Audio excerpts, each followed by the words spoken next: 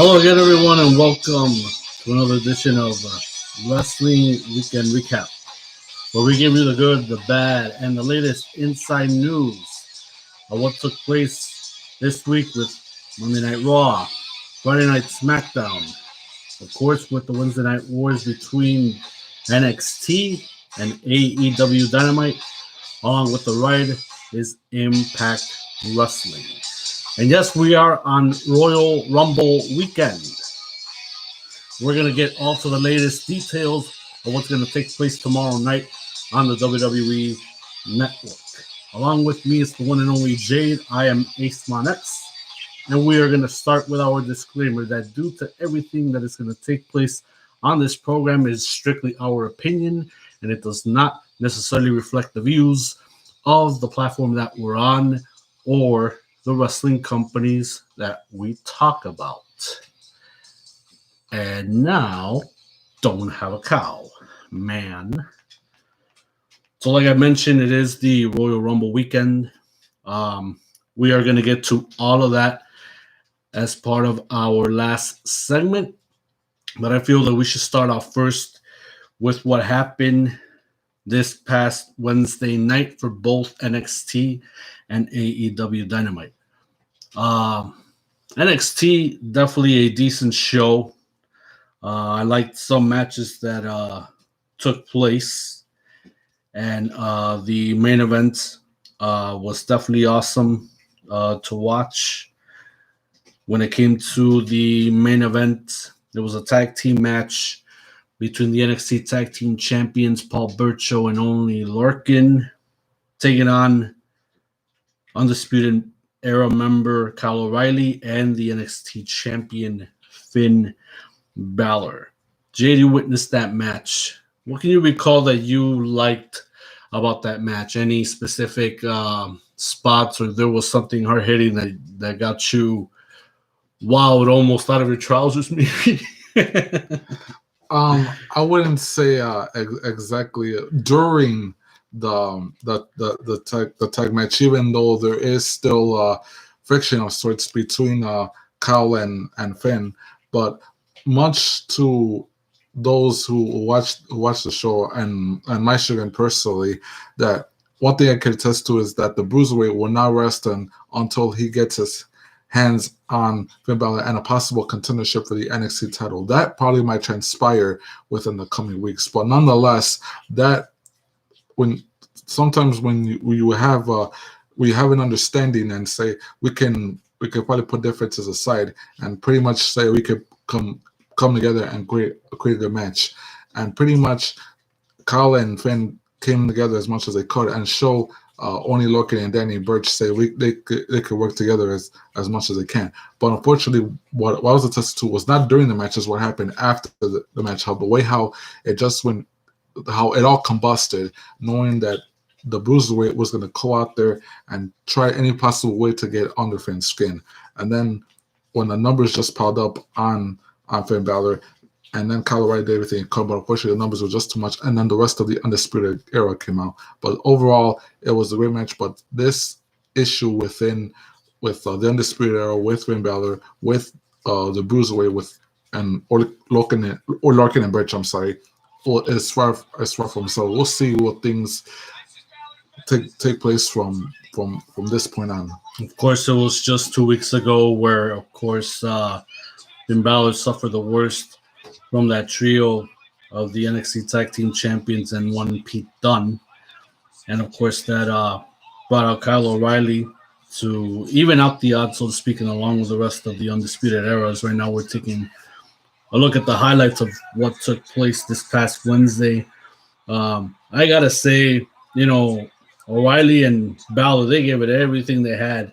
They were answering every bid and call that Lorcan and Burchill were laying out at this once-in-a-lifetime partnership, if we can say, because, O'Reilly and Balor, they already gave one of their best performances twice.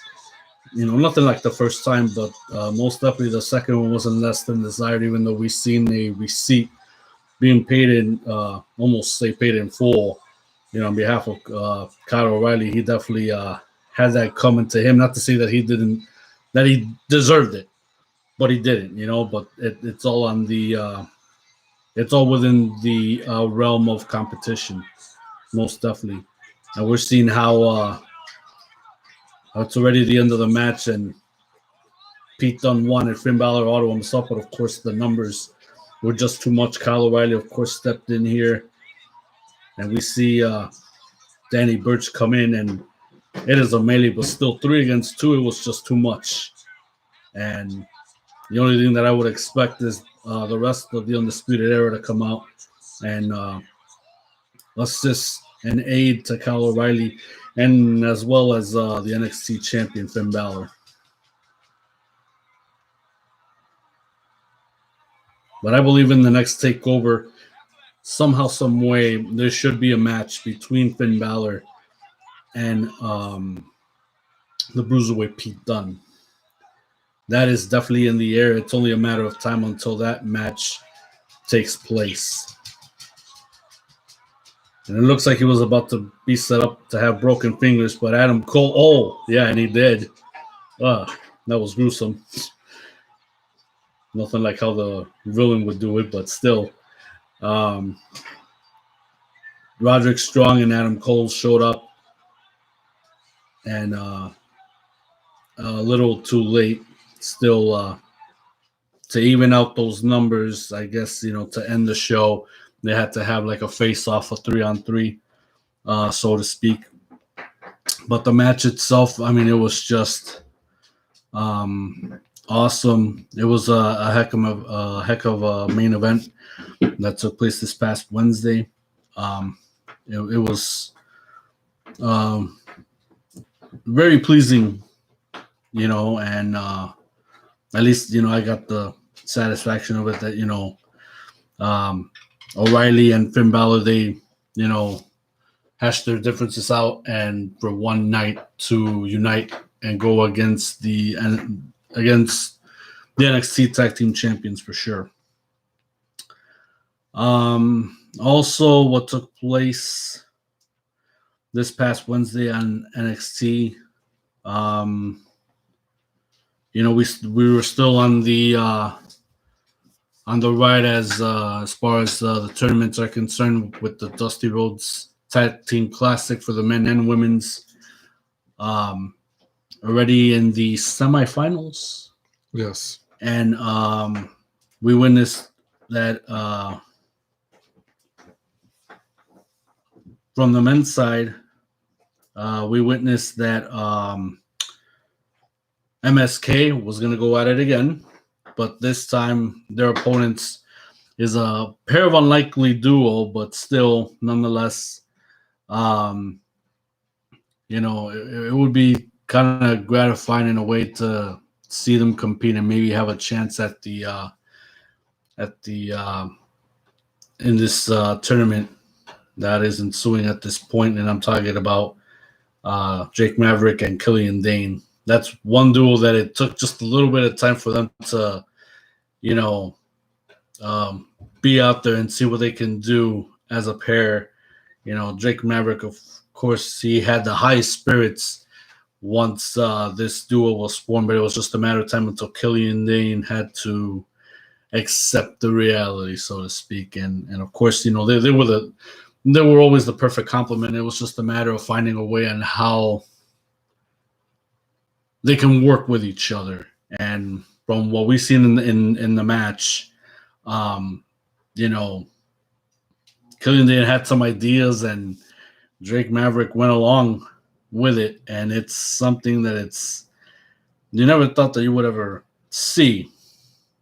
But it's, absolutely cool nonetheless. Also, in a bit we're gonna jump onto the highlights, because I believe they had some decent spots during the match. We're almost getting into it halfway here, as we're seeing one half of MSK, and I'm still not used to their names yet. Already having some,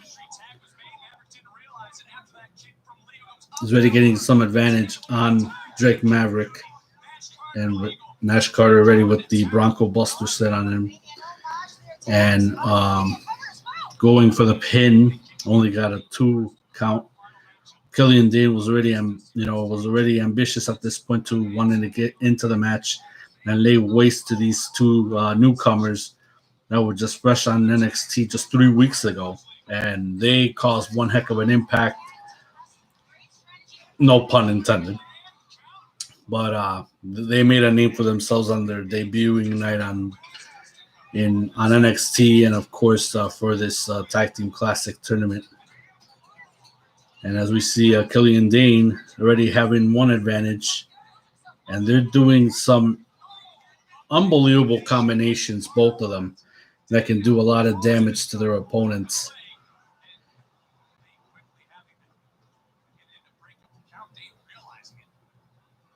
And it looked like Killian Dane and Jake Maverick, they almost had the upper hand and close to the end of the match. And Dane is prepared to lay waste, but Nash Carter tagged in his partner. And these guys are going back and forth. Wesley giving one shot and then Nash Carter giving the others, like doing a sequence of enziguris, and that brought Killian Dane down, surprisingly, until he just comes up with on one knee and just tosses Wesley out from the top turnbuckle here. Nash Carter ready on the outside, going at his partner, showing concern. And now we're heading towards the end of the match. Lee tagging in Carter. Drake Maverick already being in position for the like a blockbuster. And MSK advances into this tournament. I say they got a pretty good chance. They've already been through 2 tag teams already, and they're only advancing. They qualify here in the semifinals here. That's just impressive for these 2 guys. Very impressive, Jade. Fresh off of Impact, and then of course, what wasn't part of their cohorts, Trey Miguel? Unfortunately, no. It turns out that Trey Miguel was never picked up. He maybe they were considering him, but unfortunately, but he was part of that trio. He was Impact part Wrestling. of the Rascals, yes. Because supposedly he returned to Impact Wrestling this past Tuesday. Yes, he did. And that's surprising. I mean, I did hear that Trey Miguel was never picked up, so he decided to go back where he should have never left, and that was Impact Wrestling, of course. So he made his surprise return this past Tuesday. Another qualifier was Kushida and Leon Ruff going against the grizzled young veterans. Kushida has been on the rise. I mean, he has raised the volume way up, and I'm telling you, man, it's nothing like how I ever thought I would ever see come out of Kushida. But knowing his trajectory from Japan and how competitive and how athletic Kushida is, it's just amazing to see what he can do in that ring.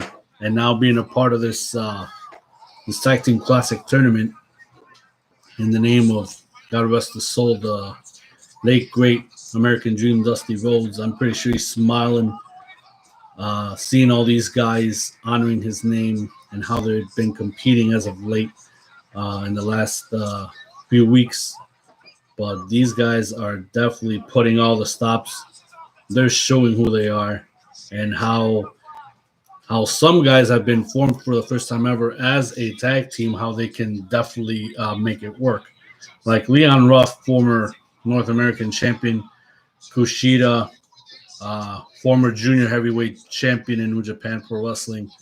I mean, these guys, they've been putting out all the stops. They had some crazy spots that even I couldn't believe myself. Like, wow, these guys, they were packing wallops for sure. But you can't explain what the Grizzled Young Veterans can do. These guys are in it to win it.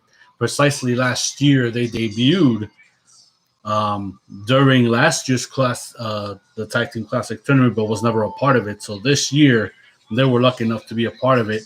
And right here, of course, like how I said, if they're in it to win it, grizzled young veterans are definitely showing why they're in it to win it. They want to take advantage of it. And, of course, the way, having issues with Leon Ruff and Kushida, they're definitely resuming where they left off from last week. And Kushida, of course, trying to, kind of balance it out after Leon Ruff was thrown out of the ring. And now Austin Theory is taking care of Ruff, and Kushida, of course, is being laid waste by the recent North American champion, the actual North American champion in Johnny Gargano. Look at that DDT, man. Obviously, the way is the way to go, in their opinion. And now, and look at that. This I didn't get to see. I must have stepped out. Dexter Lumis from behind of Austin Theory. He just spooked the hell out of him. Look at that. And look at the chicken. He just ran into the ring. He was like, oh, look. And look at the eyes, the stone cold blue eyes of Dexter Lumis. He's still not done with Johnny Gargano. I'll tell you that for sure. Look at this guy. Johnny Gargano, of course, he's not sweating about it. He already had a successful win over Dexter Lumis. He's not sweating a thing, but I wouldn't be too cocky if I were the North American champion. Now for the women's tag team classic tournament, we witnessed Dakota Kai and Raquel Gonzalez going against Aaliyah and the debuting Camilla. They did pretty good, Aaliyah and Camilla, as a first-time duo, but we knew right off the bat, Jay, that Dakota Kai and Raquel Gonzalez, this is one team you don't want to screw with. As we're seeing the highlights and doing a little recap, Raquel Gonzalez is rising really quick, and I'm glad that she's getting the opportunity, that she's getting to show what she can do.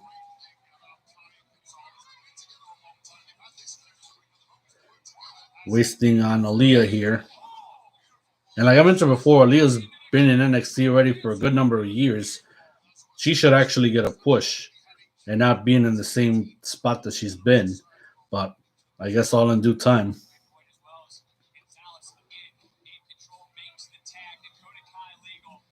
And Dakota Kai, of course, showing why she's been ruthless as of late.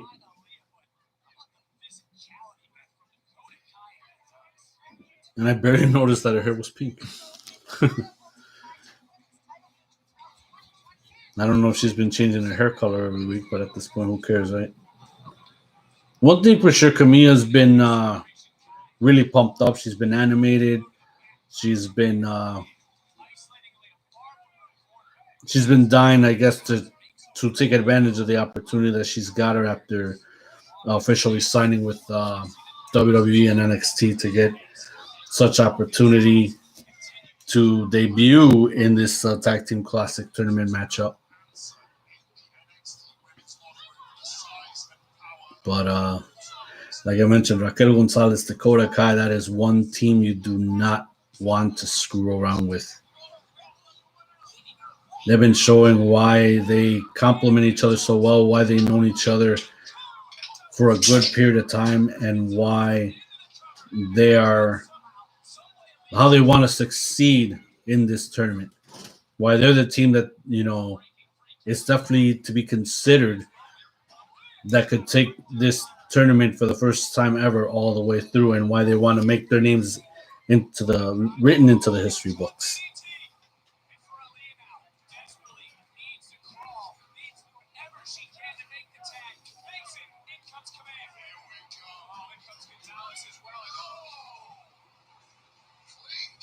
Camilla comes in, but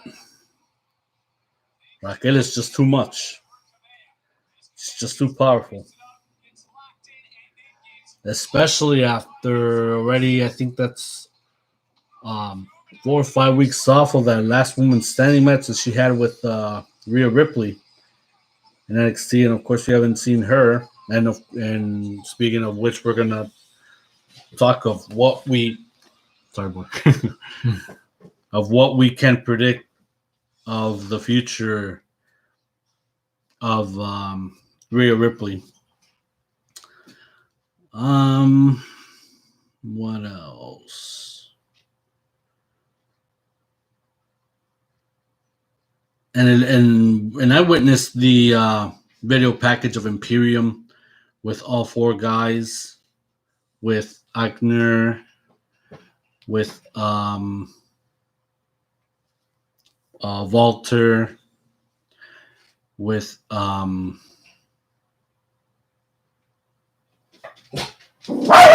did you guess the other? We guess the other apologize. ones? Alexander Wolf. Alex, and he just made his return, I think, just last week. Yes. Yeah, and his other partner. Oh, we apologize. Our pet's gone plumb loco. Normally he's quiet, but yes, he's hearing noises. Yes. So Walter, Fabian Eichner, Alexander Wolf, Marcel Barthel, and Marcel Barthel. But it seems to me like if they want to come and establish their dominance in NXT, though, it's like UK, I guess, been there, done that, and it looks like they want to dominate this sport, which has been already dominated by the Undisputed Era for a good while. But it seems like if it's going soft in a way, like, let's find this spot to be dominable. It needs to be dominated by Imperium. At least that's what they're telling us. Well, one thing I can attest to is that for nearly 2 years. I'm gonna take a guess. For nearly 2 years, the Undisputed Era pretty much claimed NXT as their personal playground.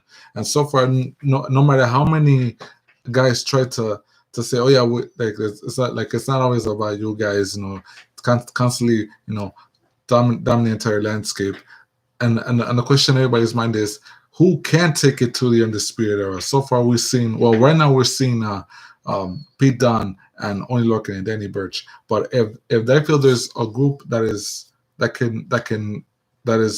cohesive and built themselves to the level so where they can take it and they could possibly play to the Undisputed Era's level, I would definitely say it would be Imperium.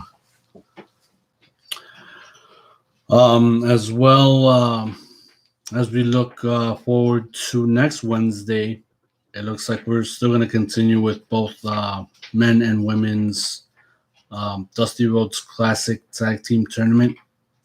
From what I understand, the Undisputed Era, in the form of Adam Cole and Roderick Strong, they're gonna go at it against Tommaso Ciampa and Timothy Thatcher, and that's going to be next week on NXT.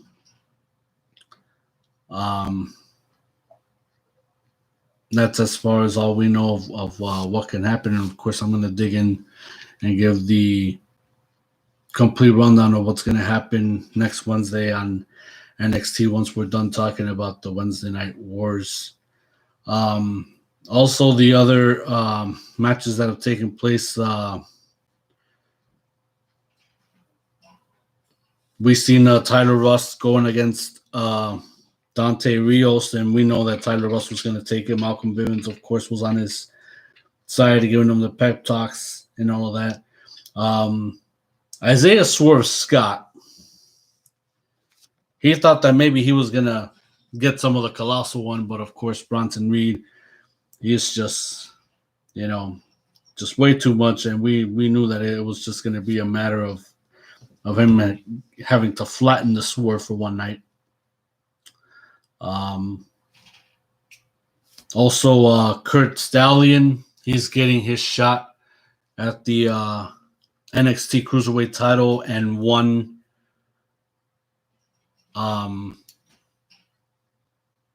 leader of El Legado del Fantasma, and that would be Santos Escobar.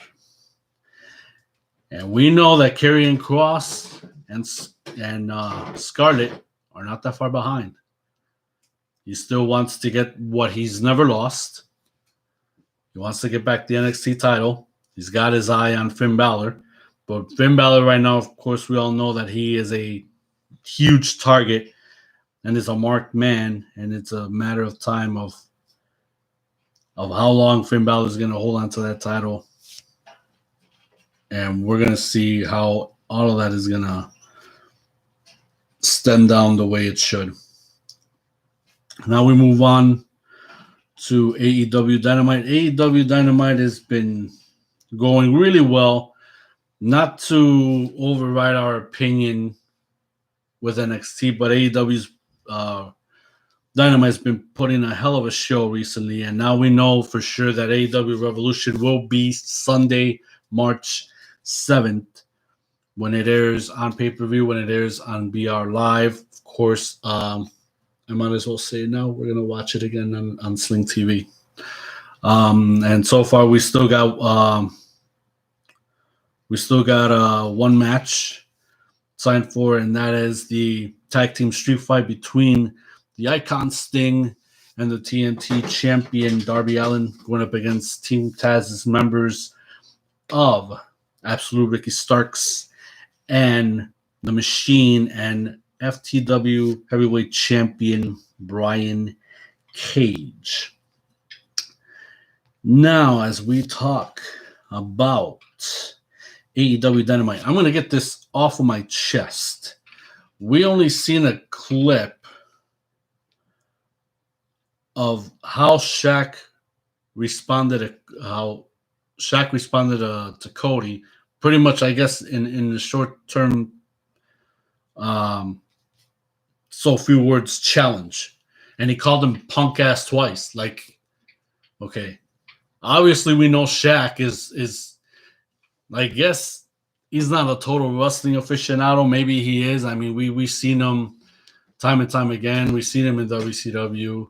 He's made an appearance there as the celebrity of basketball. We've seen him in WWE as the celebrity in basketball. Supposedly, the heavy rumors was he was supposed to take on the Big Show. That match never took place. It was WrestleMania worthy. I think it would have been huge, a giant versus giant type of thing. But I think Cody and Shaq, I think that would be like almost the biggest insult, kind of like a slap in the face, so to speak. Because we know, one, Shaq is no wrestler. Another one, Jade Cargill is coming in like the damn hood rat that she is. And I'm sorry to say, because, well, then again, I shouldn't apologize. That's how I feel. I mean, as the heel, she's doing a bang-up job of showing what she can do, but I'm waiting for the day that she gets in the ring to get her ass kicked. But, of course, we all know that Cody's wife, Brandy, is, of course, pregnant, and she's focusing on when the little Cody's going to come to. But person that we witnessed seen stepping up to the plate is none other than Red Velvet. And as we go into the clip, we're going to see in just a bit how Red Velvet, she's been stepping up in defense of Brandy in her honor, which, I guess, she wouldn't do anything less to prove that, she's with her. And as we listen, you want a battle? Just name the time and the day. I'll be there. You little punk with your little blonde hair. Look like a little girl. You want some of the Shack attack? Name the place. Matter of fact, let's do it in March. How about that? of course, I can understand Shaq keeping his decorum, how he really can't show no emotion because, I believe at that point in time he was conducting professionally. So, yeah, there wasn't no time for an actual promo. Not that he wouldn't know how to do a promo, but I bet Shaq having to go against the wrestler, it's going to make Shaq look like the biggest failure as his video game Shaq Fu. Oh, that hurt. But we all know that Shaq is going to go down in history as one of the greatest basketball players on the face of this earth. Okay? He's in the same line as Michael Jordan. That's how good Shaquille O'Neal is. No doubt, nobody can take that away from him. Nobody. But at this point, I think going into it in March, I think that's way too soon. They could have built this up a little bit more. But obviously, because of timing and constraints and how stretched out with maybe Shaq's schedule is and Cody's schedule, all of that, I think has to be balanced out. So we're gonna jump into this promo that took place this past Wednesday.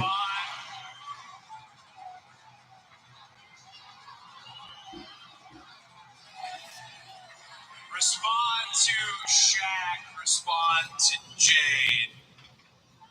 I'd rather just give you the pitch.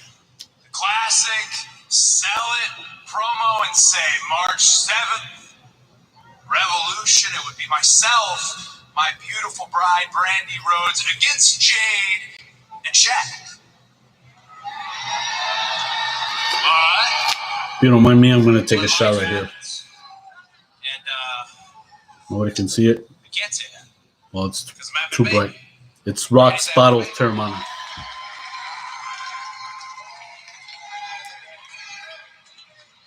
I haven't had a shot since New Year's Day.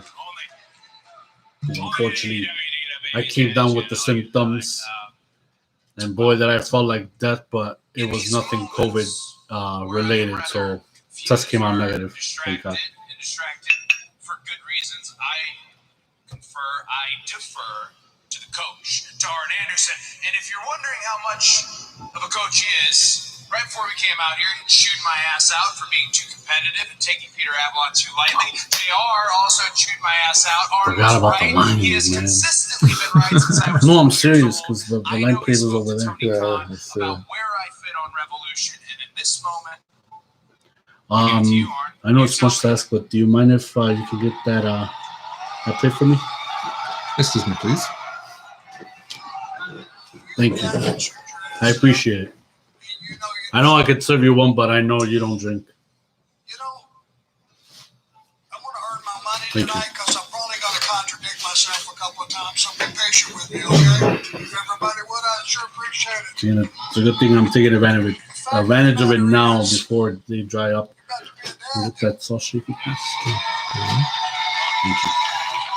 and that is right on the forefront of your prefrontal lobe, as well it should be. It's the most important thing in your life. But I just want to give you one way of maybe thinking a little differently. June 29th, 1985. Does that date have any meaning for you whatsoever? Well, let me clear it up for everybody. I saw your dad at the LA Forum crawl in the ring with Tully Blanchard, fight 30 minutes, jump on a private plane, fly across country, and guess what he got there in time to see? Birth of his baby boy, Cody Rhodes. And he says no. Of course he knows. He's just holding it in for the big suspense. Now, if you And this choose kid, future gifted athlete, was born. March the 7th to jump in this revolutionary, incredible show Salud. that is going to go down that night, you should do it with your eyes wide open, no regrets. Let me just point out the obvious. You got a lot of pad of time between the birth date and that show. Okay? Something to consider. Don't you want to be part of something that, hey, it's hard to capture the public's eye to the level that you will with this particular match. It's once in a Whoa. lifetime. Shaquille O'Neal, make no mistake, I always like to call it like I said. For 19 years, he dominated his sport. Every single night he went out on that court, he proved he was a world-class athlete. Now, Jade, I'm pretty sure Not every you. time she walks in a Cargo. room, she dominates the entire area. Have no doubt about that. Just guessing. okay? But the fact of the matter is, I've seen something the last 2 weeks, and it's something that can't be measured. I don't know if it's even rational to try to put a name on it. But I'd like for you to see something while you're pondering your future. Come on down. Come on.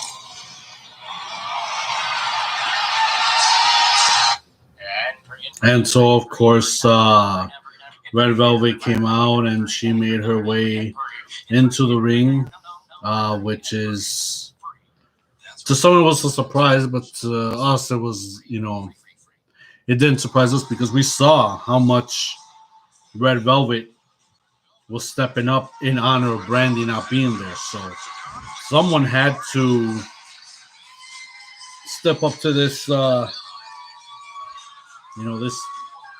this bitch in Jade Cargill. Yep.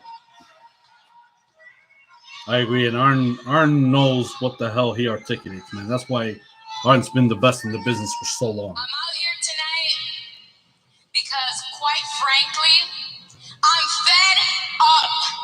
I'm tired of getting attacked. I'm tired of watching Brandy get disrespected by that big mouth coward who knows damn well that she can't defend herself. Now everybody knows that Cody would never lay a hand on Jade. Because he's a gentleman. But I will. Because I'm Red Velvet. And I'm about to stir your bitch ass up.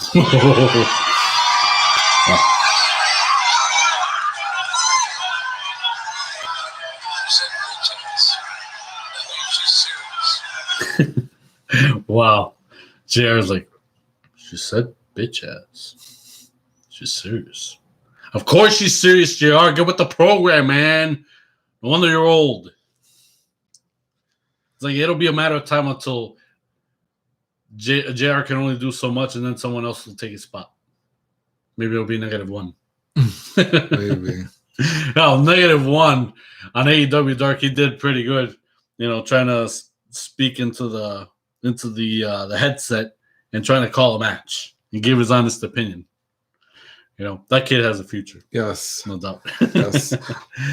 Yeah. The one thing I just want to say that, like I mentioned, that when it comes to clash of philosophies, this also is a clash of philosophy because, well, there's a certain speculation that like you previously mentioned. I mean, of course, we all know Shaq is a lifelong wrestling fan, but speculation that, I mean, per the storyline, Shaq's loyalty is with the WWE, but nonetheless, this couldn't be more combustible, especially the first time when we saw Jade Cargill come into the scene and start spewing out her mouth and start acting like the hermit that she is, and Brandy just couldn't tolerate it, and little by little she just constantly just kept going with these cowardly attacks, and then eventually of course we all know Brandy cannot defend herself due to maternity since she's pregnant,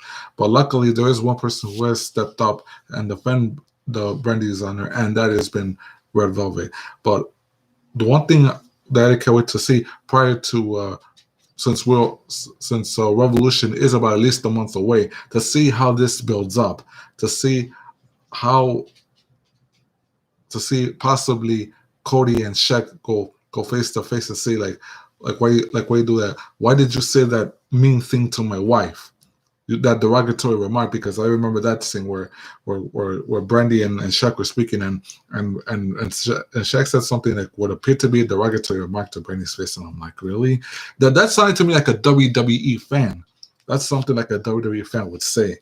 But nevertheless, it's like the build-up is there, and possibly the only way this could work if the build-up continues once we're only a month in the coming weeks leading to Revolution. Well, they literally got 2 months to spark this up. Right now, we're just seeing the little petty games that Jade Cargill and Shaq can do at this point. they're gonna have to come in really big and really sound threatening, because otherwise they're gonna treat this like any other match with a major celebrity like Shaq to see how further this can go. So, are we gonna see a singles one-on-one, or is this gonna be a mixed tag match?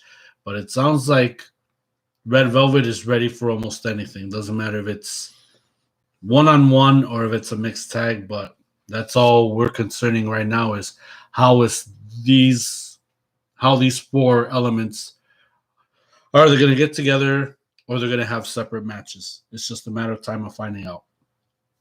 Also, how the show opened up: Lance Archer versus Eddie Kingston. I believe, in my opinion, another great way for AEW to open up a show. And this was something that has been spewed already more than 8 months, maybe 9 or 10 months. But this has been long overdue. Ever since what was that last AEW event where, of course, Lance Archer won, but Eddie Kingston had a chit over where he said he was never eliminated. Casino Battle Royale, Double or Nothing. Yes, Double or Nothing. So that's been in what month? During the summer? May. Since the month of May. It's been a long while, maybe like 8 months almost. But here we are. Now we finally see these two get at each other. And my God, once again, Eddie Kingston just takes everything and he just absorbs it like a sponge. Everything that Lance Archer has delivered to him. But of course, when he can and opens up the can of whoop ass in a way, Eddie Kingston returns the favor. But it looked like for just a portion of the match, Eddie Kingston really had Lance Archer very good. But we knew that Lance Archer was going to take it all the way. But there were spots also where he was just looking into the camera and talking out loud, when in reality, he should be laying waste of Eddie Kingston already right there, right then. And all of a sudden, just when I thought this was going to have a heck of a finish, then we noticed the Butcher and the Blade and the Rabbit Bunny already interfering. So that just blew the match to hell. They just wasted a really good match at the end, my opinion. But nonetheless, it was great to see that those two finally duked it out. Another match that deserves a hell of a recognition: Jungle Boy and Dax Hardwood. Great singles match. Of course, Luchasaurus had Tully Blanchard and Dax Hardwood's partner, which is Cash Wheeler. Cash Wheeler, already handcuffed to either arm or both arms actually. And it looked like, they tried to approach the ring, but they couldn't. All they could do is just spew out verbiage, advice, whatever. And my God, another brilliant performance by Jungle Boy. Jack Perry, Luke Perry's son, may God rest his soul. And of course, covered out with the theme of Tarzan Boy of Baltimore. I mean, never did I thought in a million years that they would actually put Tarzan Boy, the song, for Jungle Boy. And we just heard that song in the summer because that's what, my mom and her boyfriend were familiar with from the 80s. Mm-hmm. And it's and you can feel that it's the 80s because of how that track was played out, design and how it was heard to be. Great track. They could have picked a better track for Jungle Boy. But nonetheless, Jungle Boy, another outstanding performance against Dax Hardwood.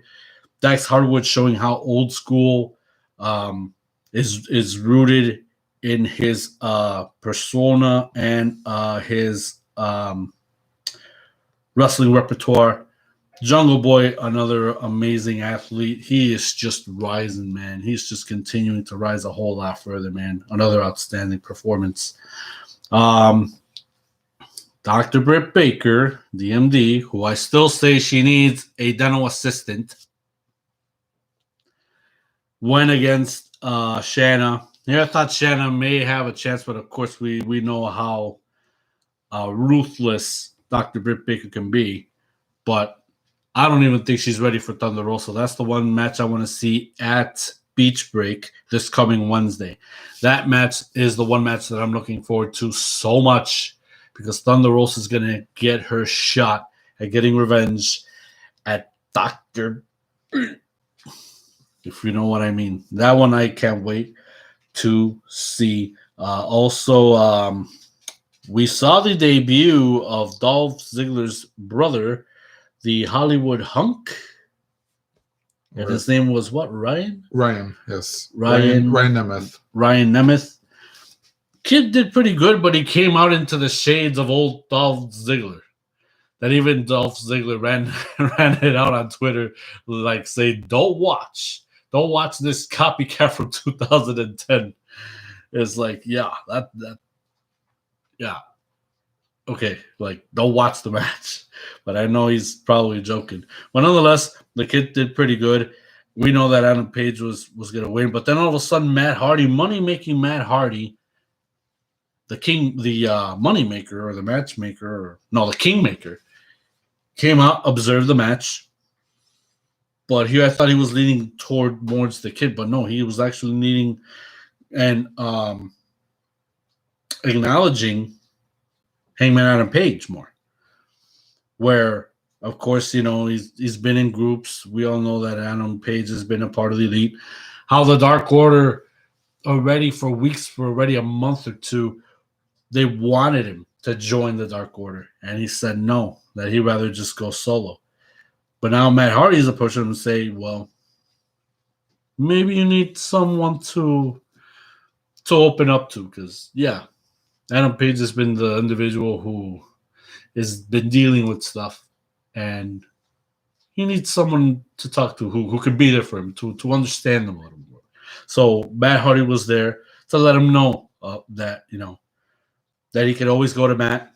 He could go to Matt's. I guess he's got a bus or a room or whatever with a huge dressing room where he can go and get into his outfit and all that or whatever. Just basically letting him know that he's there for him, So we'll just see in upcoming weeks where all of that transpires. They deem it the wedding of the year. Right. I'm not happy about it, but I have to digest it. You got to know why. I have a thing for Penelope Ford. My God, the girl is gorgeous. That woman is gorgeous, and she's gonna marry this puny punk ass. This puny punk ass who's a boy. He's not a man. He's a boy. In Kip Sabian. But of course, I'll give him points for having his best man, Miro, be aside of him. And of course, his butler in Charles Taylor. He's no longer Chuck E. T. He's now Charles Taylor. On the other side of that, I want to see how this thing was going to go because I feel like something huge is going to go down. There might be some conflict. There might be a turn. There might be some dissension. There might be distrust. There might be, or maybe Penelope Ford could be cheating, and Kip Sabian don't even know. I still want to see this so-called wedding of the year, where Penelope Ford and Kip Sabian will be married at Beach Break. Let's see what else. Of course, the main event. I'm actually pleased at the main event. We witnessed the Young Bucks AEW World Tag Team Champions, and we also witnessed the Impact Wrestling Tag Team Champions and the Good Brothers, Doc Gallows and Carl Anderson. They worked really well together, kind of like the Elite of old in New Japan in some ways, when they took on 4 members of the Dark Order, and it was a stupendous match. It really was, and they couldn't have put a better main event for this past Wednesday to end the show, where Don Callis wasn't anywhere around. Maybe they were seen in the back or at the end of the match. Same thing with Kenny Omega. It's like, yeah, we need a break from that in a way. So, Good Brothers, Young Bucks, they put on a spectacular match. It was really awesome to watch. I liked it. I liked it a lot. And just to close out the Wednesday Night Wars, of course, I did mention about Sting and Darby Allin.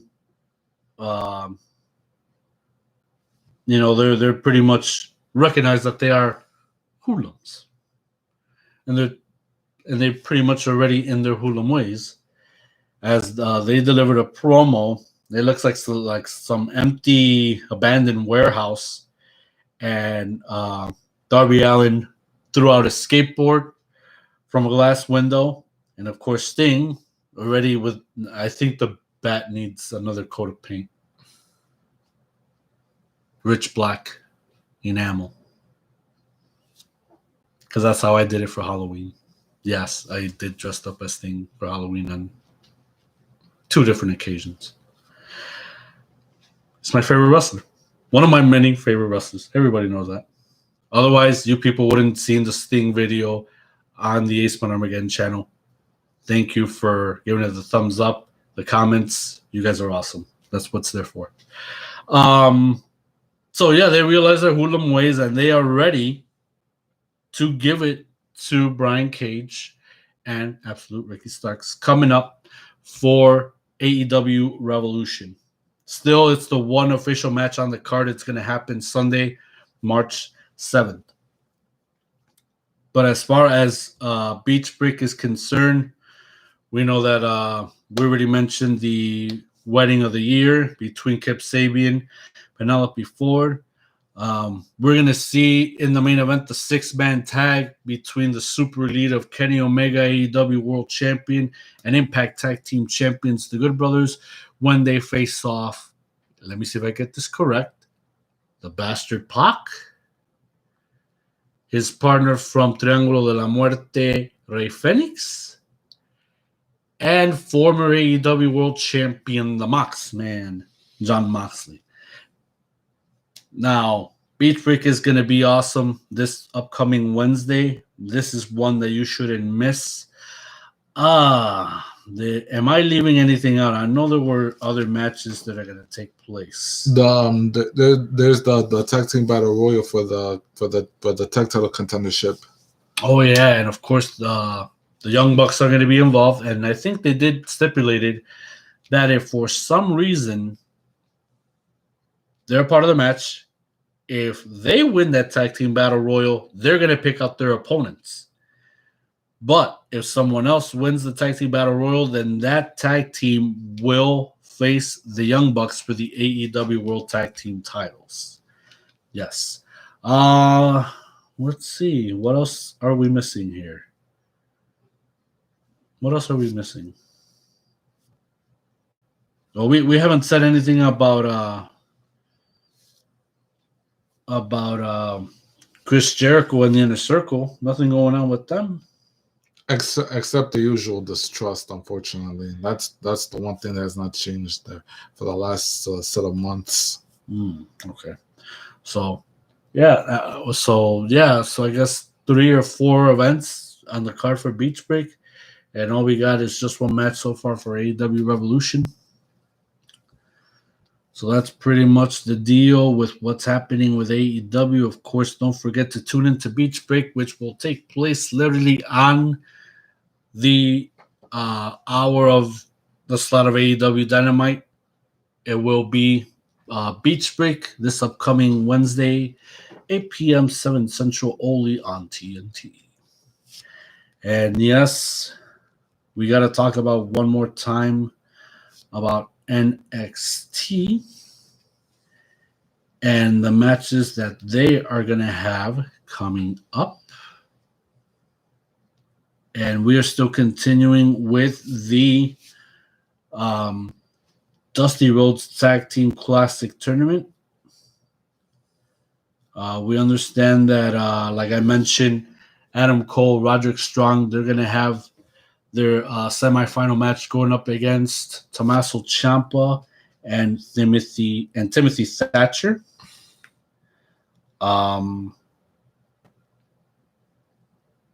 We're seeing also that, like I mentioned, Dakota Kai, Raquel Gonzalez, they're still in the they're heading to the semifinals. And that's all I can think of. I don't know about you, but I'm already antsy about talking about what took place with Raw and SmackDown and where the heck we're at right now with the Royal Rumble only hours away on the WWE Network. I think we should just jump onto that already. Yeah, that's it for the Wednesday Night Wars. Now we're going to talk about Raw and SmackDown. Let's talk about the shows in general. Raw was a kind of a predicted show, with a very questionable finish that we kind of expected. I think we already knew that it was going to be Randy Orton coming up, but he already had the mask off and pulled the RKO on Little Miss Bliss. Well, the dark side of Little Miss Bliss, since she had her match with Asuka for the Raw Women's title. What else could we talk about on Raw? Supposedly, also, this segment that was tying up Charlotte Flair, where I think it went from a singles to a tag and to a 6-woman tag. Yes. Yeah, that was kind of loop type of thing, but here I thought maybe they were short on staff, that they didn't have a lot of wrestlers to fill in. But yeah, to fill up 3 segments, that was kind of flaky right there. Nonetheless, once again, we're hearing all the noise that Nia Jax is hurting people again. You know, she's still relevant at hurting people within her own division. And on Twitter, she easily gloats about it. Like, yeah. Like saying, for example, I have you bitches talking about me still. Thanks a lot. Okay. Well, let's see how much damage she could do for this upcoming Royal Rumble tomorrow night. What else? Let me jump to Raw here. And of course,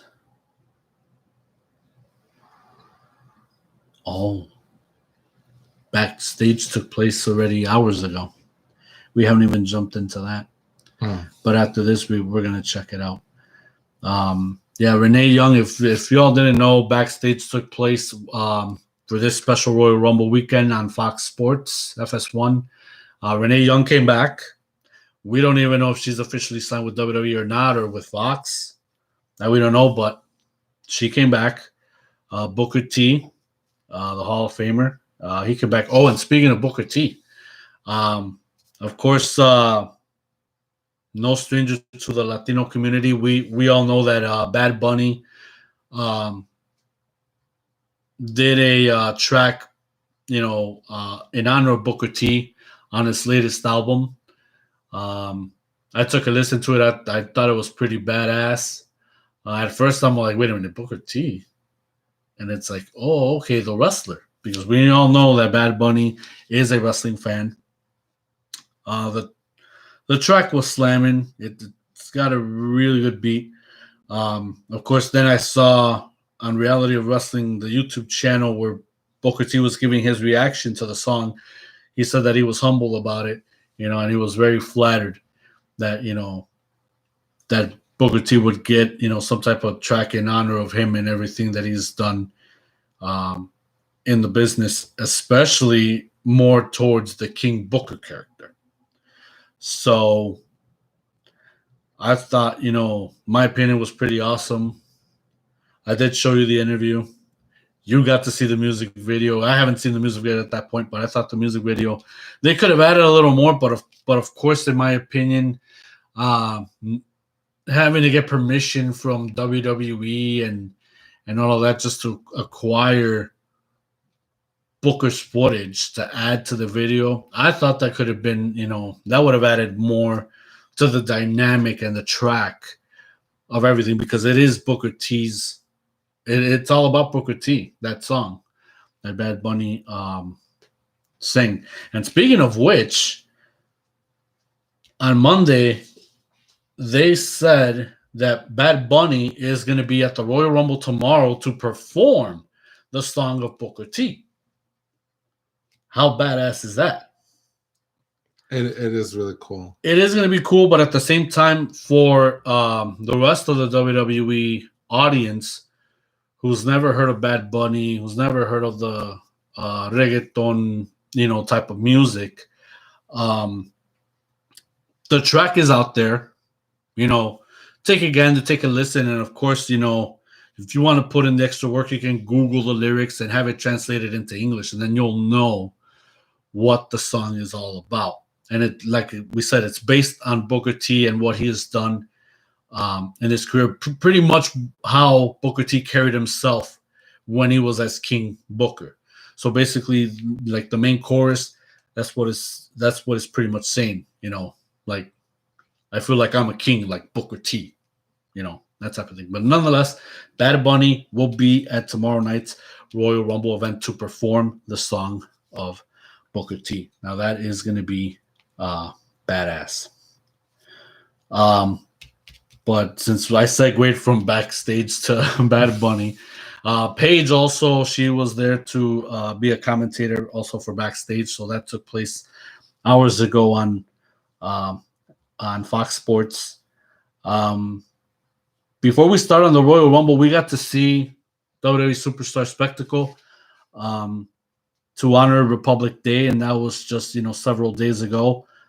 The event itself was pretty awesome. We got to see the new generation or the future of Indian superstars that are going to be locked for WWE, and it looks very, very promising. The Great Khali, train these future superstars. He should be commended for that.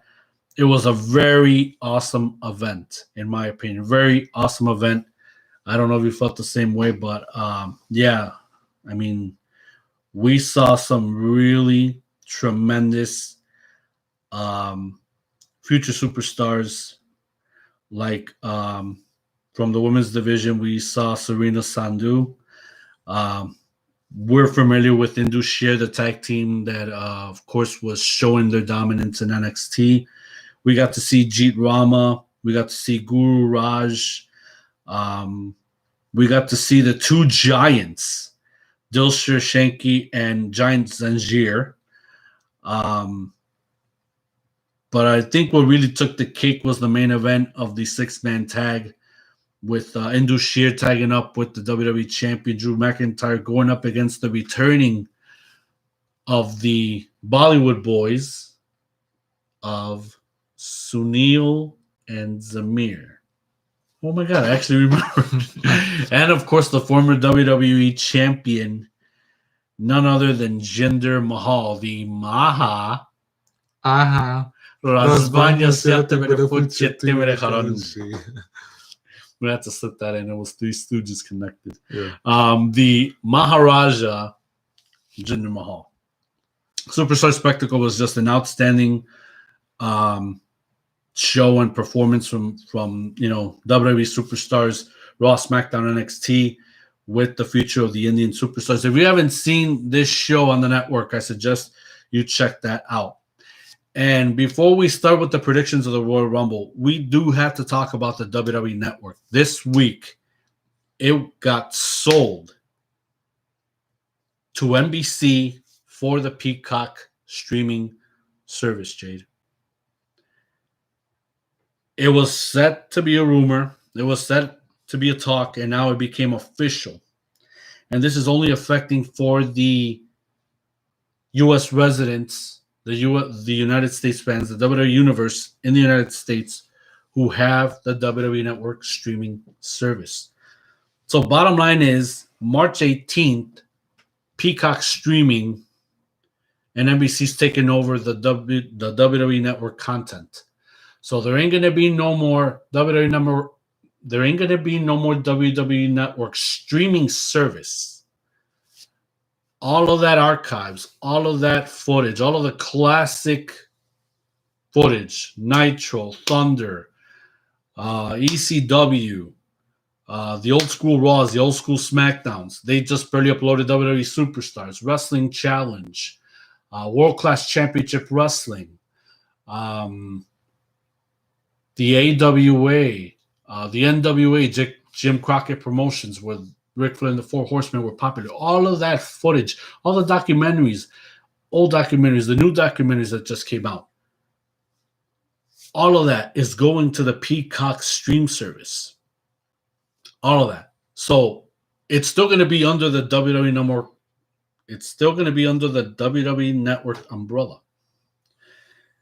The only problem I have with that is that they're going to start from scratch again. Let me give you some education. Back in 2006, right? WWE launched 24/7 on-demand service. This is only, I think, it was only out on cable like Comcast, because we had Comcast in the past, and we got the on-demand service for $7.99 a month at the time. But look how long 24/7 lasted. From 2006 to 2014, right? That's when the network launched. Yes. But 2 years or 3 years before, I think the 24/7 was killed. And they were just barely getting out with the Monday Night War, which I wanted to see the Nitro episodes again. At that time, that footage was edited, exiting all of Chris Benoit's matches out. I thought that was, in my opinion, it was ridiculous. It was stupid, but of course it's WWE telling their own stories, right? Because Chris Benoit was that black spot in the WWE's jacket after what we all know the history. I'm not even going to get into that. But when it came to the network in 2014, then, we were seeing all the footage. Then finally all the Nitros kicked in. But Jay, do you know how long it took for the people of the network to put all the freaking Nitros, all the Nitro episodes? How long did it take them? 5 years. It took the network 5 years to upload every single Nitro episode. And that's what I'm afraid of. Once they get all this footage for the Peacock streaming service, they're gonna start from scratch all over again. Is this going to happen each and every single time that all of these archives are going to be passed on to a streaming service? Now that everything is, advancing in technology and streaming and all of that? That's why I'm upset as a fan initially once I heard about the news.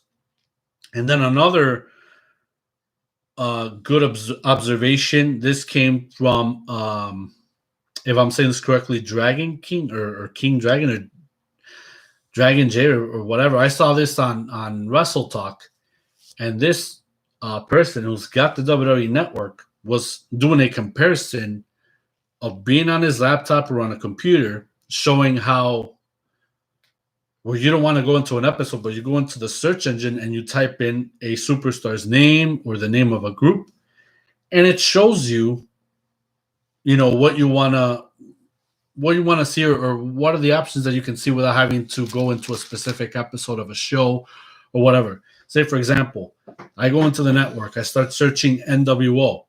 It gives me the stuff that is in reference to the NWO or what the NWO was a part of back then when they were popular, whether in WCW or whether they were in the WWE or whether they were in WWE recently. Like the last time we seen NWO's Hall, Nash, and Sean Waltman, they were part of A Moment of Bliss on SmackDown. And this was before the Elimination Chamber when Braun Strowman had his handicap match against Sami Zayn, Shinsuke Nakamura, and Cesaro. And of course, they were scheduled to be a part of the Hall of Fame, but the Hall of Fame never took place. I heard noise that supposedly there's going to be a Hall of Fame this year, but we're going to get into that news next week. But yeah, back to the network, and I'm going to complete my thought. Yeah, if you go into the search NWO, it'll give it to you. But when you're going to start off fresh at Peacock, chances are you're not going to get everything. Chances are, if you go into their search engine, it probably won't even give you everything, or it won't give you the specification that you're trying to look for. If you're trying to look for something NWO wise, or trying to look for Hulk Hogan, CM Punk, AJ Styles, Sting, whatever. That's what I'm afraid of coming March 18th. They're going to start from scratch all over again. They say they're going to have over 17,000 hours of footage at random. We don't know if they're going to come at their word. That's what I'm afraid of. And I mean, I love 24/7, but I love how they progress to the network as we speak. And it's a shame that for Vince, he lost, I think, over 2 billion of subscriptions, because I guess what happened with Raw recently, or whatever Vince did, that that the WWE universe didn't agree with, or just something along those lines. And then all of a sudden, I hear I read the comments. Oh, Vince is killing it for the business. I'm no longer gonna watch Raw, and I unsubscribe from the network. Come on, man, that's just petty stuff. But then again, that's you people, and I'm not. It's not to criticize you. This is just plain facts of what I be seeing on an everyday basis whenever I read comments on YouTube of other subjects, or even when it came to the network itself, or if Raw is doing poorly in the last number of months. Those are the facts. That's what I read. I'm not here to criticize. We're just here to give you our opinion. That's all that it is. But in my opinion, the network going to the Peacock streaming service, yeah, it's going to be a whole other realm. There's going to be, NBC programming as well. But in another way, it's going to be a reunion of sorts, because NBC is where Saturday night's main event debuted for WWE back in 1984 or 85, I believe. I think around that time. Around that time. And then when they came back shortly in 2006, because we got to see a little bit of that. And it's like, cool. I wonder what it would have been like if we were around that time. I think we only got a glimpse of it, but I don't remember what match it was when we had the black and white TV at the time. And I'm like, wait, we're wrestling on a Saturday night? Like, whoa. And we were just barely like, I was, I think, 7, you were 6. Yeah. And it's like, did my eyes deceive me? Because we were already used to superstars of wrestling Saturday mornings. We were used to Wrestling Challenge Sunday mornings. And boy, did I miss those days. That's when we were really into wrestling in general. But yeah, I just wanted to throw that out there that, Vince McMahon sold the network for $1 billion towards NBC, Universal, and of course, for the Peacock streaming service. I'm just going to pray that this makes it out the way that Vince McMahon wanted it to progress the network even further. But it's a damn shame that the streaming service will be no more coming March 17th. I'm assuming that's going to be the last day for the network. And, I've been having fun watching a lot of stuff on the network. It was fun having to watch the Nitros, the Thunders, the live pay-per-views, the WCW pay-per-views, ECW's pay-per-views, WWF's, the old school Raw, SmackDowns, everything that they had to offer. It's just that they didn't give every single thing, because there's still archives that they have from years past that they haven't even brought out to the network at this point. And they're going to have to unleash it sometime for the Peacock streaming service. So God knows if we are going to get over more than 17,000 hours of old school entertainment under the network umbrella on the Peacock streaming app. All right, guys. Now we are going to dedicate, hopefully, these last 15 minutes towards Raw and SmackDown, what took place this week, and of course, the card for the Royal Rumble and what our predictions are going to be for the Royal Rumble match. And yes, ladies and gentlemen, we are going to have a live reaction tomorrow night. So please feel free to join us. That way we can give you our reaction to everything that we see as far as the Royal Rumble is concerned. So yes, once again, tune us in for the live reaction towards the Royal Rumble pay-per-view 2021 here on the Ace Month Armageddon channel. So let's get started. Of course, like what we said for Raw, of course, it was a typical calling for the main event between Asuka and Alexa Bliss for the Raw Women's Championship. We were expecting Orton in some form of fashion to come in and disrupt the match to deliver an RKO towards the dark side of Alexa Bliss. And there really isn't much more to say. Of course, like how we were stating before these spin-offs, we were seeing Charlotte Flair already in 3 consecutive segments as far as the women's division is concerned. And, I really don't see... Maybe this is something temporarily, because I don't see Lacey Evans getting anything out of this except for getting her butt kicked while she gets, the superb embarrassment from Charlotte Flair having to have the Nature Boy Ric Flair, as her manager or whatever, companion, whatever. I think the whole thing is a huge mess of a flop. And I don't know if this is something to build Charlotte up by having her father going against her. Whatever it is, it's kind of like the Battle of the Flairs in a way, but still I kind of deem it pointless because it's taking us back to what happened 4 or 5 years ago when there were this misunderstandings between father and daughter. It's like we've been there, done that, we've seen that.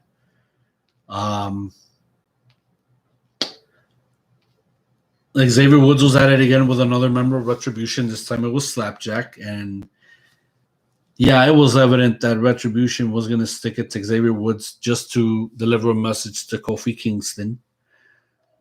And we would definitely expect something from Kofi right after the Rumble, maybe towards, I believe Fastlane will be the next pay-per-view event on the network before WrestleMania even kicks in. So maybe he'll be back at that point, or maybe around WrestleMania, we would see the return of Kofi Kingston. So, of course, Drew McIntyre came out, said his piece, already getting amped up for the Royal Rumble. Goldberg came out, and of course, they had their words. They weren't, expressing no physical threat to each other for one another, until the clowns of Morrison and The Miz decided to come out and, I got the briefcase. Only for them two to literally get their butts kicked by the WWE champion and a former heavyweight champion of the world in the Icon Goldberg. So the 3 segments that spinned off were Charlotte Flair was pulling triple duty. It was originally Charlotte Flair against Shayna Baszler. I thought that was a pretty swift, kick-ass match, but then, of course, I think interference ensued. And then it led to did it even lead to a tag or a 6-woman tag? Because I don't even see it here. All I see is the 6-woman tag. First though, yeah. It was Shayna Baszler and Charlotte Flair. Yes, that's what started first. And then, yeah, I don't even see it. So I guess it was double duty, and here I thought it was triple duty because I don't see it here. So, nonetheless, it ended up being Charlotte Flair tagging up with Mandy Rose and Dana Brooke going against Shayna Baszler, Nia Jax, and Lacey Evans. And I already talked about Nia Jax already hurting people again, and yeah, here we go again. Hurt Business had their VIP lounge, and of course, R-Truth and Riddle crashed it up. And that led, I guess, to the singles match. Well, actually, no, it was the gauntlet match. It was Riddle versus the Hurt Business. So, Riddle did pretty good. He outsmarted the Hurt Business 1-1, involving Shelton Benjamin and Cedric Alexander, the Raw Tag Team Champions, and of course MVP. So Riddle's got an opportunity at the U.S. title. We don't know when the heck is that going to happen. We don't know if they're going to have it for Raw or they're going to have it for tomorrow night on the kickoff, because I doubt it's going to be on the card for the Royal Rumble match. Of course, R-Truth and AJ Styles, they had a singles match. Sheamus had a handicap match with Miz and Morrison. Originally stemming off from, Sheamus pulled double duty again, stemming off from what was originally the singles match between Sheamus and John Morrison. I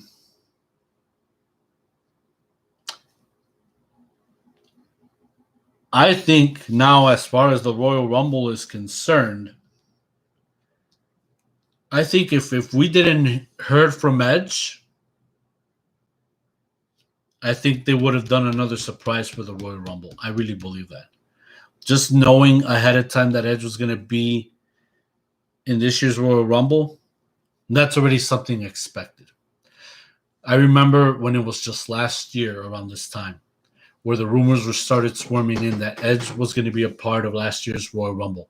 Edge on Twitter or somewhere in social media, he just denied it. He says that he's not going to be a part of it. He just kept on denying it, until, and we knew strongly, he eventually showed up. And it was the biggest pop that he could have ever received. I mean, we see it in Edge's eyes. He wanted to cry.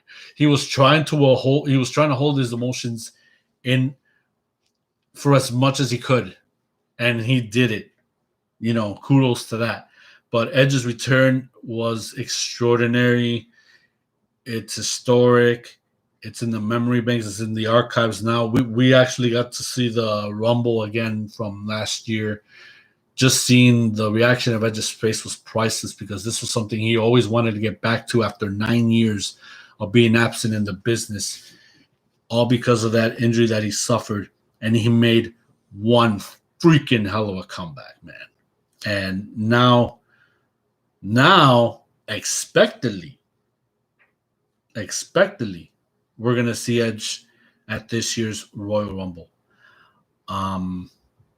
Do you recall what number Edge came in last year? I think it was 21. 21, yes. I hope I'm not wrong. But if I'm wrong, then I apologize ahead of time. But I could have sworn he came out at 21. Still, that was a hell of a comeback. He got to eliminate guys, and he lasted through close to the end of the Rumble. It was him, Roman Reigns, and Drew McIntyre. And we should have known, or we should have had an idea or some sensation that McIntyre and Reigns, that they were going to fight all the way to the very end of the year at Survivor Series, stemming up from what the preview that we got at the Royal Rumble. And now this year, they're walking in as champions to hopefully come out still as respective champions. Drew as WWE champion, Roman Reigns as Universal Champion. So let's get down to it. I know I'm already dividing it show by show. Unfortunately, we didn't get to see SmackDown in full. I don't know what the heck happened, but the freaking DVR mine on Sling didn't record it at all. So we just got to see the YouTube clips. But you're telling me after seeing a review that we really didn't. It really wasn't all that exciting. It was another decent show, but we pretty much covered it all with the YouTube clips. Yes. Okay, so then let's just go part by part. Roman Reigns, he's the head of the table, the Universal Champion, and the Tribal Chief. He wants to be in that spot and remain in that spot at all costs. Doesn't matter if Adam Pearce shows up, even though he passed it on to Kevin Owens, card subject to change. And now Owens from what we've seen last week, he had the upper hand on Roman Reigns. But still, he returned this past Friday, cool, calm, and collected as usual, to get into some verbal debate with Kevin Owens on Kevin Owens' life, everything with his father to his grandfather, and how he dared to say, oh, if only you would have acknowledged them. That hit a nerve to Kevin Owens. He got emotional. He should have calmed down. He blew it out of proportion, and that's what Roman Reigns led to him flickering with the remote control, and that was it for him. And he left Owens talking to himself. But I believe in this last man standing match tomorrow night, Roman Reigns, somehow he's going to walk out Universal Champion. That I know for sure. We haven't seen Jey Uso in the last number of weeks. But I'm sure somehow, some way, he's going to pop out tomorrow night and he's going to help Roman. I mean, in the last man standing match, there's really much no rules. There's no pinfalls. There's no countouts. There's no disqualifications. There's no submissions. Pretty much you got to beat your opponent senseless until they can no longer answer the count of 10. Am I correct? Yes. Who do you have in this match, Jade? Well, pretty much this issue stemmed like about a month or so between Kevin Owens and the Tribal Chief, the Universal Champion. But as much as most of us, myself included, want to see Kevin Owens become the new Universal Champion, as much as I hate to say it, I'm gonna have to go also with Roman Reigns to retain the Universal title. Pretty much we'll like and we'll see who might be able to get involved. Will it be Jey Uso? Will it be someone else on behalf of the Tribal Chief? But nevertheless, Kevin Owens can get rid of this. All I can get rid of this way. But I smell Roman Reigns walking out of the Royal Rumble still the Universal Champion. The WWE Championship with Drew McIntyre and Goldberg. Of course, this one that they had no build-up. This stemmed from 3-4 weeks ago from Legends Night. We were expecting Goldberg to come out to make an appearance, but we did not expect for Goldberg to challenge the WWE Champion, Drew McIntyre. And what will always be in my memory is how Goldberg botched the promo. He said it for somebody else. It wasn't really meant directed towards Drew McIntyre. It's like he wanted to say more for Randy Orton because he says that he comes out here disrespecting the legends. I didn't see Drew disrespecting any legend. He was actually homaging the legends that came before him for him to be in the business that he eats, sleeps, and breathes and perfect in the business since we've seen him last in 2009, right? Right. Where I remember Vince proclaiming him as the future WWE champion. Look how long that it took for Drew to come back to be a WWE champion. He had to grow into the business, having to go to other ventures, explore different horizons, but he grew as a man learning about the business. He became champion elsewhere. We know that was TNA. He was very successful there, all with much reason. And now he comes back to complete full circle his destiny and his journey onto being a WWE champion. And that happened just a year ago, where at the Rumble, after going more than 26 minutes, Brock Lesnar was putting on a hell of a show. And you know how much I don't like Brock Lesnar. But I'll give Brock Lesnar his due because he did something historic for last year's Rumble. He became he was the WWE champion that went into the Rumble and defeated 13 guys for more than 26 minutes until Drew McIntyre came in with the low blow of Ricochet, and that's how he capitalized his exit with a Claymore kick.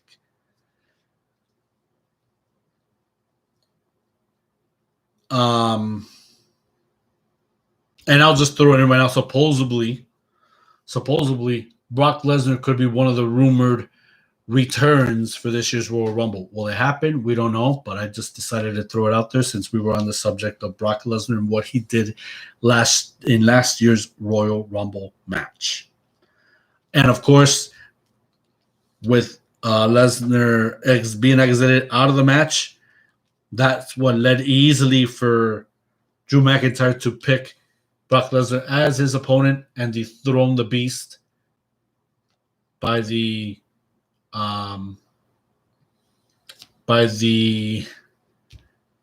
future Beast Slayer and capitalize on him winning the WWE Championship last year. Of course, he wanted it to be with such huge fandom. Unfortunately, that's where the pandemic hit, and that's where we're at this point all the way until now.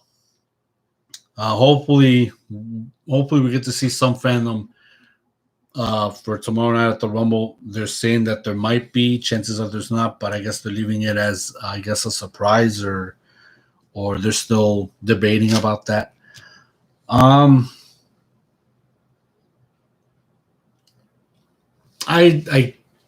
I can't see Goldberg winning this match. And if it is, that it's going to be another one of those short temporary thingies where, like, for example, where Goldberg, who did he put out to win the Universal Championship? Was it Kevin Owens or was it The Fiend? Oh, it was The Fiend. Yeah, that's right. I don't know. I got to rewatch that stuff. But still, Goldberg was in that temporary maze of holding a championship until he gets defeated by another superstar. And that was Braun Strowman. And Braun Strowman at last year's WrestleMania, he became the new Universal Champion. So,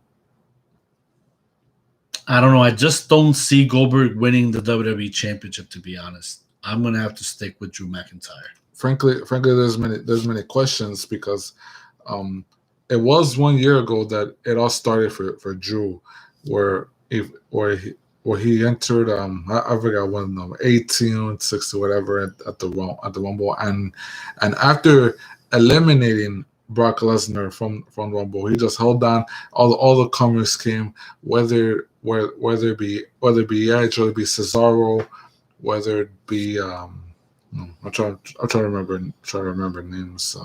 Randy Orton. It's a long list, but nonetheless, he pretty much hung on as much as he could until he finally won the match.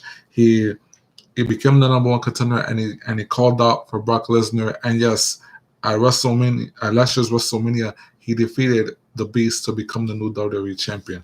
But now going to this year, there are many questions. The question is, if there is going to be will Drew retain the belt? But if there is going to be a new champion, who might it be? Will it be, well, as well mentioned, the man, Goldberg, or God forbid, The Miz? Since of course we all saw what happened last month, because on a technicality he did not cash in the money in the briefcase on his own. But of course, the question still remains is that, will The Miz cash it in himself? No John Morrison needed. Will he cash it in himself? Well, I'm not gonna say if it's possible. I'm not saying during the match, but possibly after the match, because it's all gonna stem from tomorrow night's a Royal Rumble match, and depending on who wins, I'm gonna say the respective Royal Rumble matches as to whom will they challenge for whichever championship come WrestleMania this spring. Since I did mention CM Punk, we got no absolute confirmations, but another name that has been thrown out that could supposedly make a return at the Royal Rumble, CM Punk. But we don't know the history that supposedly Vince will never work with CM Punk again, and how we haven't seen CM Punk much on WWE backstage, where supposedly he was contracted by Fox and not WWE themselves. So, but then again, I will hold it to account that it is said in wrestling and amongst the WWE parameters where never say never. So it could be just a huge question mark that maybe CM Punk could pop out for tomorrow night's Royal Rumble. I had to throw that out in the hat. And while we're on predictions, supposedly it's been leaked that one of the returns for tomorrow night's Royal Rumble is Mr. Hugh Can't See Me himself, John Cena. So what number would he come in? We don't know. But supposedly John Cena is confirmed to be a part of tomorrow night's Royal Rumble because that news has been leaked already. How? I don't know. But that's the way it goes.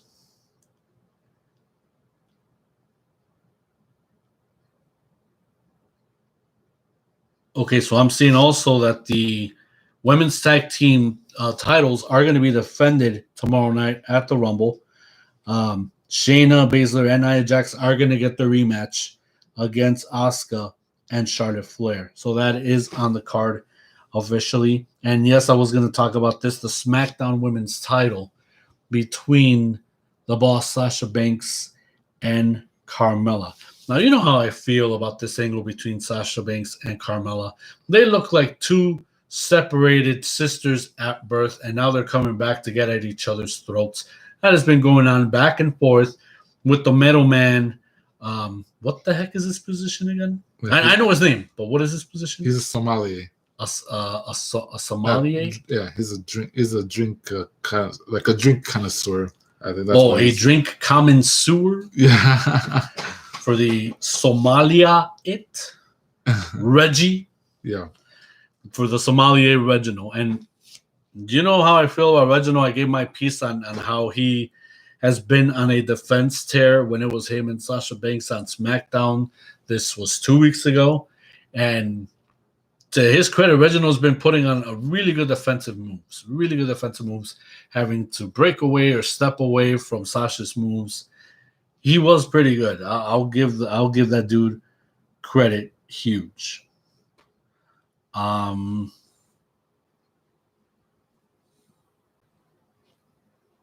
So it looks like also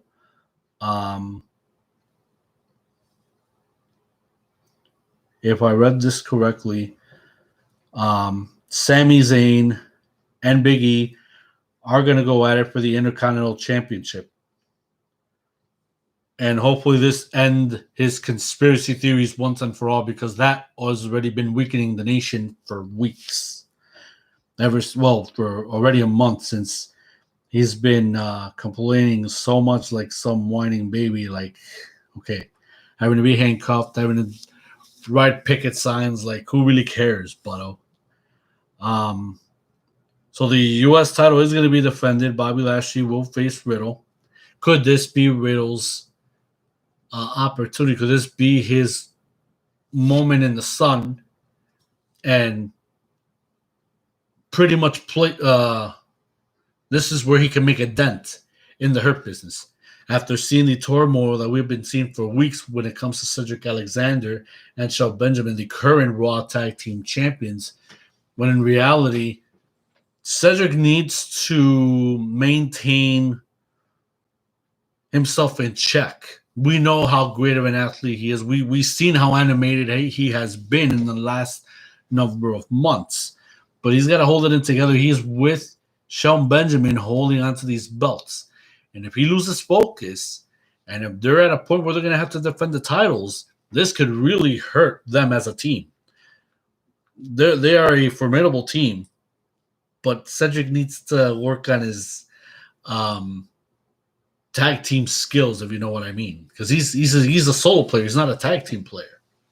And we know how good Shelton Benjamin has been, how decorated he's been. He's wrestled with Charlie Haas. That's part of the world's greatest tag team. We know how much of a tag team player he is, but we also seen how much of an individual player he's been in Japan and progressed at his craft. So He's got more experience than Cedric Alexander, so they got to hold that balance. They got to keep it really tight, and also for MVP's sake as well. So, with all of those matches that I mentioned, now we got to talk about the prediction of who could win this year's Royal Rumble matches between the guys and the girls.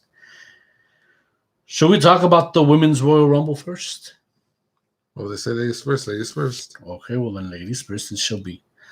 Like I said, we witnessed last year's women's Royal Rumble, and that was their second one in history. We witnessed that Charlotte, of course, won it. And to our surprise, she went after the NXT title and Rhea Ripley. But what we did not know until months later, this really hurted Rhea Ripley's confidence and what it affected her emotionally, because they've been building up Rhea Ripley already for so long, and that she's at a point where, you know, she just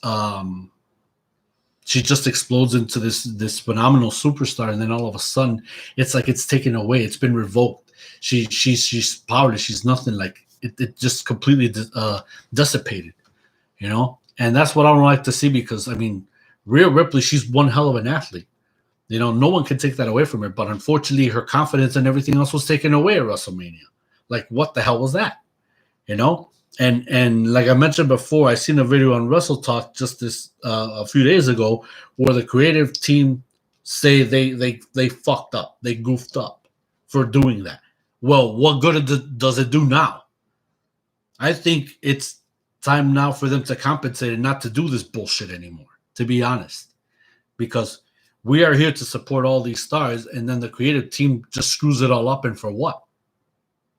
It does damage to a person and to the product that you're trying to build up for, if you know what I mean. Now, while we're on the subject, we're talking about Rhea Ripley. Rhea Ripley hasn't been seen since the last woman standing match on NXT with Raquel Gonzalez. Raquel Gonzalez, of course, she became the victor, but we haven't seen Rhea Ripley since. And supposedly she's supposed to be one of the NXT performers to move up to the main roster ladder. Now, they're saying that she's already in the main roster. We don't know for which show, Raw or SmackDown. Could she be one of the surprise entrances for tomorrow night's Women's Royal Rumble?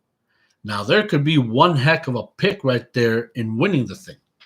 Because if I can make this prediction right now, and I'll add it to my list, and we'll talk about that tomorrow night, where Rhea Ripley could be one of the odds-on favorite to win this thing, and maybe kind of Invictus up, but then on top of that, Charlotte Flair doesn't have a title to go for. I mean, like a singles title, because she's already done it all.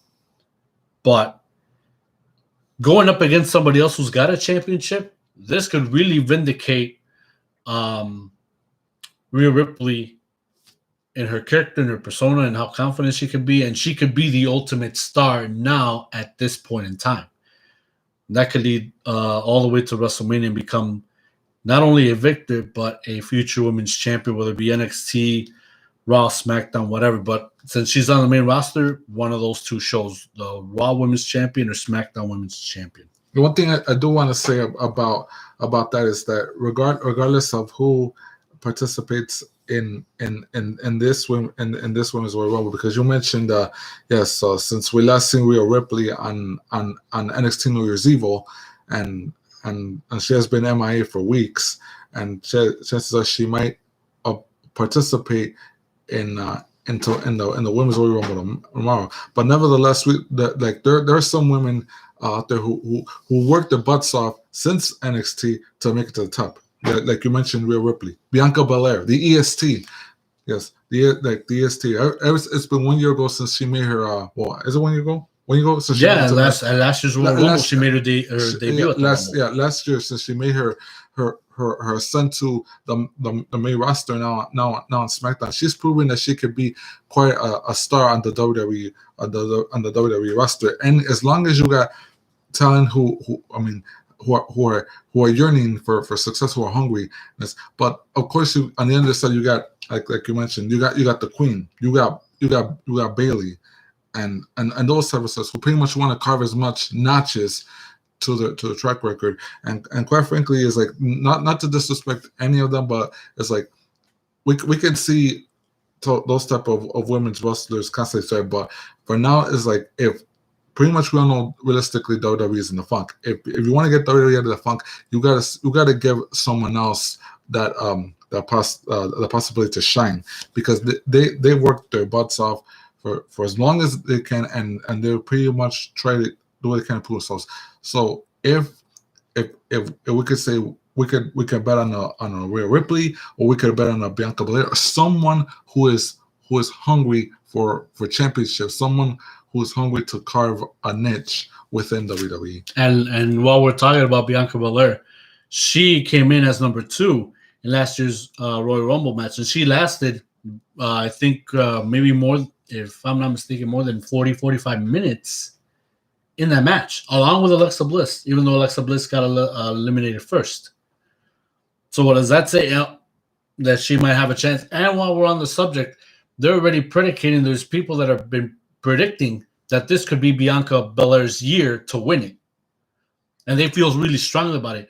And she's been building up momentum towards it, but then, of course, it was one match, or there was some event that actually caused her to pull it back to dissipate her momentum. But, of course, she's been on it ever since last night when we got to see the clips of her going against Bailey, and she treats this like the Super Bowl. This was a huge win, and yes, it is indeed a huge win for Bianca Belair to go against a former SmackDown Women's Champion, Bailey, who's also been on the map for, what was it, 381 days? Yes. Consecutively, being a SmackDown Women's Champion. So for, Bianca Belair, it's a huge deal.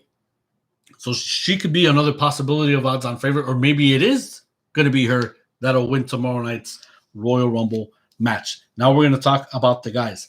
Now, I hate to say that Daniel Bryan, supposedly he's one of the odds-on favorite, but the way things have been going for Daniel Bryan, he's been losing matches constantly. Or could this be the strategy to refuel himself to where he could be at top notch inside of the Rumble and go against everyone and the grain for him to win it?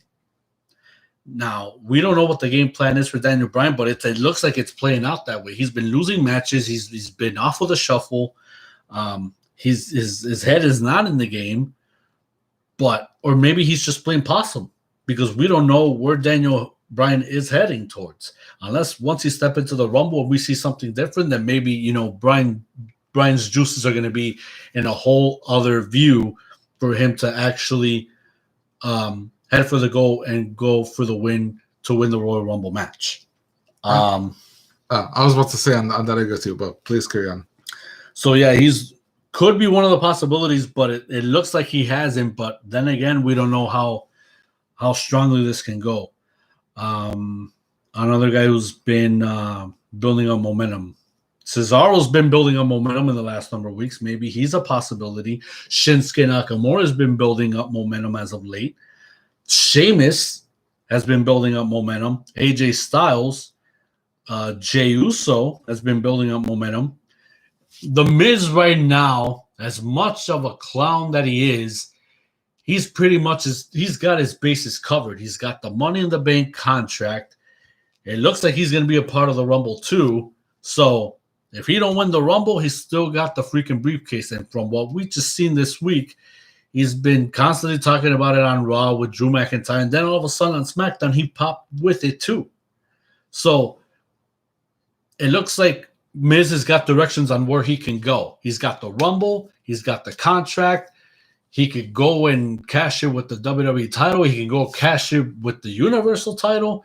Maybe, but it's leaning more towards, from what we know, the WWE title, because he's just throwing it out there to I guess, get us off our rockers and say, oh, maybe he's given up on the fact of going for the WWE title and going for the Universal title. So Miz is playing the game really well.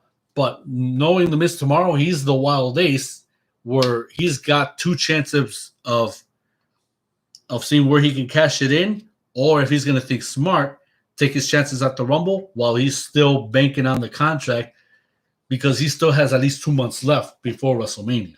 That's pretty much a long shot for Miz to possibly win the Royal Rumble, knowing full well that he has the money in the bank briefcase. Pretty much, and I just want to, and what I mentioned minutes ago about the women's Royal Rumble, the same happens with the men. It's like you pretty much see all these former champions. So you talk about Daniel Bryan, you talk about the phenomenal AJ Styles, you talk about the radar superstar Edge and others, and pretty much they're saying like who might possibly appear tomorrow as a surprise. Well, Rey Mysterio even Rey Mysterio could possibly be a lock since he hasn't won a Royal Rumble in years. Of course, since he first won the Royal Rumble in 2006. But pretty much is like when you have it's like pretty much the question will be, will we see someone like a Rey Mysterio, someone like an AJ Styles? Well, after AJ Styles never won a Royal Rumble since he debuted in 2016. In 2016, yes, and that was a great debut. Could it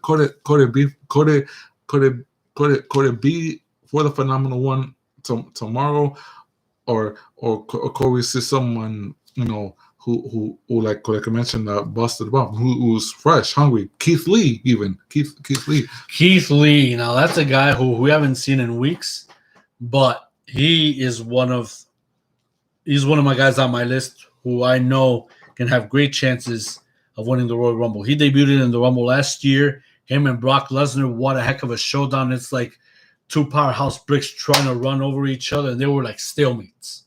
You know what I mean? So that's another guy who I can have having my betting chances of saying, okay, I'll put money on Keith Lee for him to win it. He's one of the many possibilities that I got on my list. But another name that I want to throw in there as well, Randy Orton. Randy Orton, with the way things are going now for him, he's no longer this guy who's going to show compassion. He's going to run through everybody in that Rumble. We've seen already giving out RKOs in last year's Rumble to start out with. So if he wants to build momentum with the rage that he's got, or with this thing that he's got in his soul, he's ready to fire. And after having his face burned down, we don't know how Randy Orton's going to play all of this out at the Rumble. Well, or possibly since he's been a world championship, can he win the Royal Rumble? The Monster, my man, Braun Strowman. Since we saw him since we found out about his return last Friday, could he be the one to win the Royal Rumble? I mean, this is a guy that could pretty much last like 15 minutes. He could throw out like, I don't know, let's say 18 guys, eliminate 18 guys. I think he'll last longer than 15 minutes. And yes, he probably could break a record even more. I'm surprised, like we just talked about Edge. He made a successful return last year. He only lasted a little bit in the Rumble, almost close to the end of it, but he was one of the last three that lasted, along with actually the last four. It was Edge and Orton, and it was Drew McIntyre, Roman Reigns. They were the last four, so they lasted at the end of the Rumble. Could it happen again for Edge? Could this maybe be Edge's year, and he could win the Royal Rumble match? So a lot of things happening in the air with tomorrow night's event. We already gave you the card, and we just hope, ladies and gentlemen, that you can join us tomorrow night while we are on Royal Rumble weekend. Yes, sir. And ladies, we're gonna watch a little WWE programming. We're gonna watch backstage to be hyped up for tomorrow night's Royal Rumble. So, ladies and gentlemen, please feel free to join us tomorrow night when we will do a live reaction to tomorrow night's Royal Rumble pay-per-view event of 2021 on the Ace Armageddon channel. We're going to go down to the nitty-gritty with each and every single prediction that we can think of, who's on our list, who we want to see succeed. Are our predictions going to go true as far as the championship matches are concerned? As far as indicating our list of the Royal Rumble possibilities, will it happen? We're not putting money on it, but we're just doing it for fun. But I think we should put money on it. But then again, knowing you, you're broke. Yeah. Nah, I'm just kidding. But nonetheless, tomorrow night, Royal Rumble. If you don't care to join us, that's cool. But still watch it on the network. I'm pretty sure we're going to see, hopefully, some very good surprises. I already spelled out John Cena. Supposedly, he was a spoiled one as far as entering into tomorrow night's Royal Rumble. Will we see John Cena? Will we see Brock Lesnar? Will we see CM Punk? Will we see the return of others that haven't been on the roster as of late? That's a big question mark, something for you to think about. But nonetheless, ladies and gentlemen, it's Royal Rumble weekend. We're already hyped up. We're going to be rooting for that event to be successful, since, of course, there's no crowd going on with the pandemic and everything, but supposedly there's rumors that maybe there could be some actual people there besides the virtual fans. All that is fuck, but we'll see how it goes tomorrow. Nonetheless, thank you very much for joining us here tonight. We'll see you next Saturday. And remember to stay safe, mask up, social distance, peace and love worldwide. Thank you very much for joining us. This has been the Wrestling Weekend Recap, the one and only Jade. I am Aceman. Have a good night, everyone.